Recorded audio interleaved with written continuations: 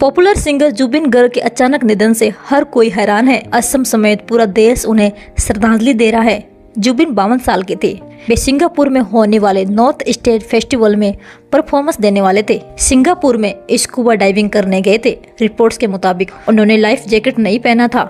Singapore की police ने उन्हें समुद्र से निकाला और पास के हॉस्पिटल में भर्ती किया, जहां डॉक्टरों ने उन्हें मृत घोषित कर दिया। असम में गोरीगांव के रहने वाले रतुल बोरा ने दर्ज की गई शिकायत में 3 व्यक्तियों के खिलाफ मामला FIR दर्ज करवाई है। रतुल ने उनके खिलाफ कार्रवाई करने की मांग की है। नॉर्थ स्टेट इंडिया फेस्टिवल में एक बयान में कहा गया कि गर्ग को स्कूबा डाइविंग के दौरान सांस लेने में कठिनाई हुई थी। जुबिन गर्ग के पार्थिव शरीर को सिंगापुर से शनिवार शाम तक नई दिल्ली लाने के लिए प्रयास जारी है और उसके बाद उसे गुवाहाटी लाया गया, जहां उन्हें एक दिन के लिए रखा जाएगा ताकि लोग उन्हें श्रद्धांजलि दे सके। रिपोर्ट्स के मुताबिक जुबिन गर्ग का अंतिम संस्कार हो गया है और उनका अंतिम संस्कार गुवाहाटी में हुआ है। जुबिन गर्ग पंचतत्व में विलीन हो चुके हैं, जहाँ लोगों की और उनके फैंस की काफी भीड़ थी। वहीं कई बॉलीवुड एक्टर और एक्ट्रेस भी उन्हें श्रद्धांजलि देने के लिए उनकी आवाज पर पहुंचे और उनके अंतिम दर्शन किए हैं।